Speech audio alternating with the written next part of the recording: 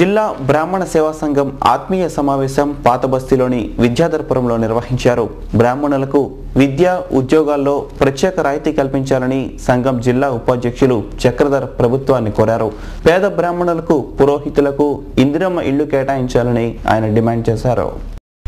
ఆర్థికంగా వెనుకబడిన పేద బ్రాహ్మణులకు ఇళ్ల స్థలాల కేటాయింపు, విద్యా ఉద్యోగాల్లో రాయితీల గురించి ఇతరత్ర మిగతా విషయాలపైన అర్చకుల వయో పరిమితిపై కూడా ప్రభుత్వం చిత్తశుద్ధి లేకుండా ప్రవర్తిస్తున్న తీరు పట్ల వీటన్నిటి సమస్యల పట్ల సమావేశం తీవ్రంగా ఖండించింది.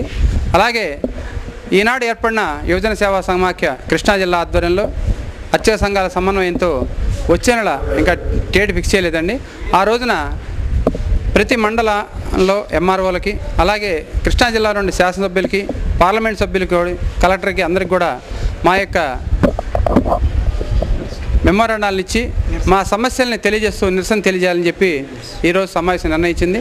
మా డిమాండ్స్ వెనుకబడినటువంటి వారికి ఇళ్ల స్థలాల కేటాయింపు, ఇందిరమ్మ ఇళ్లలో కూడా వాటిలో కేటాయించాలని, సినిమాల్లో మీడియాల్లో బ్రాహ్మణులు కించపరిచే విధంగా తీస్తున్న దృశ్యాల పట్ల వివక్ష చూపిస్తున్నటువంటి సెన్సార్ బోర్డు తమ వైఖరిని మార్చుకోవాలని చెప్పి మేము విజయవాడ కల్చరల్ అకాడమీ స్వరఝరి సంయుక్త ఆధ్వర్యంలో ఏర్పాటైన వాయులీన నాదసుధ శ్రోతలను పరవశింపచేస్తుంది.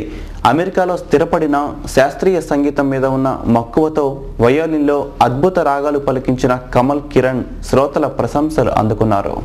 విజయవాడ కల్చరల్ అకాడమీ స్వరఝరి సంయుక్త ఆధ్వర్యంలో శివరామకృష్ణ క్షేత్రంలో ఏర్పాటైన వాయులీన వాద్య సభలు శ్రోతలను పరవశింపచేశాయి. అమెరికాలో స్థిరపడ్డ వాయులీన విద్వాంసుడు వింజమూరి సుభాష్ తనయుడైన కమల కిరణ్ 7వ ఏట నుంచే శాస్త్రీయ సంగీతాన్ని అభ్యసించారు.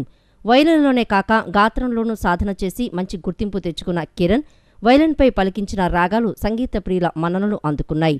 విజయ్ గణేష్ వద్ద కంజీరాలో శిక్షణ పొందిన మాస్టర్ ఎంవికే శాండిల్య కంజీరా వాద్యం, సాయి గిరిధర్ మృదంగం, ఎం హరిబాబు ఘటంతో సహకరించి వాయులీన వాద్య సభకు వన్నె తీసుకువచ్చారు. చలమేళ, గిరిరాజసుధ, సాధించనే, హిమాద్రి సుతే వంటి కీర్తనలు వాయులీనంపై వినిపించిన తీరు సంగీత ప్రియుల మన్ననను అందుకుంది.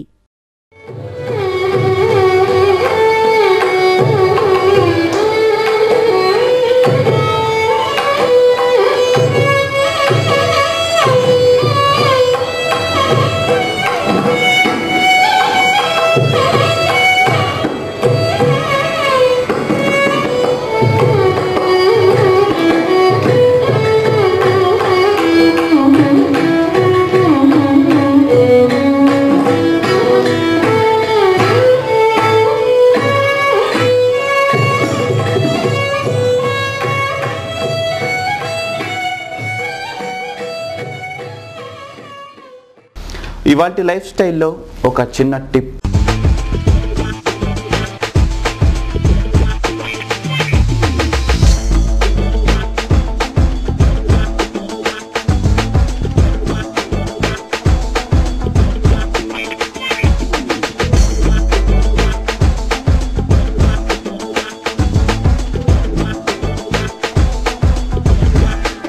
పిల్లలు స్కూల్ నుంచి ఇంటికి రాగానే చదువుకు చాప చుట్టేసి ఆటపాటల్లోనే మునిగి తేలుతున్నట్లయితే వారికి సమయం విలువతో పాటు చదువు పట్ల ఆసక్తిని, మేధాశక్తిని పెంచడానికి హోంవర్కులు ఎంతో అవసరమని అంటున్నారు మానసిక నిపుణులు. రోజుకు 2 గంటల పాటు పిల్లలు ఇంట్లో హోంవర్క్ చేస్తే వారికి కష్టపడే తత్వం ఏర్పడుతుంది. అంతేగాక మంచి క్రమశిక్షణతో కూడిన వ్యక్తిత్వం అలవడుతుంది.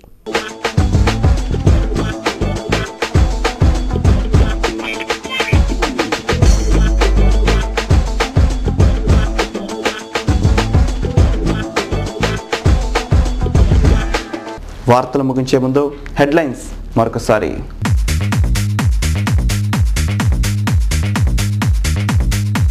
ఎన్టీపీఎస్ మరమ్మతుల్లో వైఫల్యం, పైపు లైన్ నలిగి 50 లక్షల రూపాయల ఆస్తి నష్టం.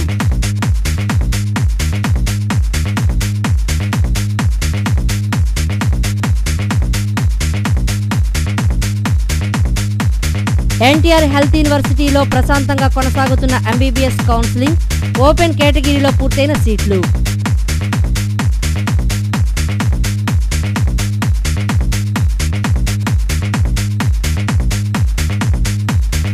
ప్రజా సమస్యల పరిష్కారం కోరుతూ నేడు కార్పొరేషన్ ముట్టడించనున్న సిపిఐ, జయప్రదం చేయాలని పార్టీ నేతల పిలుపు.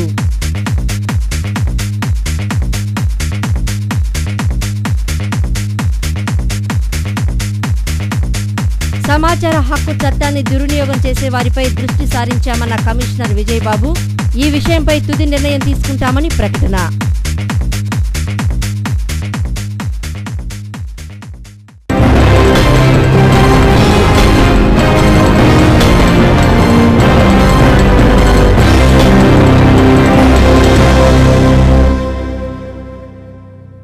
ఈ వార్తలు ఇంతటితో సమాప్తం. తిరిగి మధ్యాహ్నం ప్రసారమయ్యే వార్తల్లో మళ్ళీ కలుసుకుందాం. అంతవరకు సెలవు. నమస్కారం.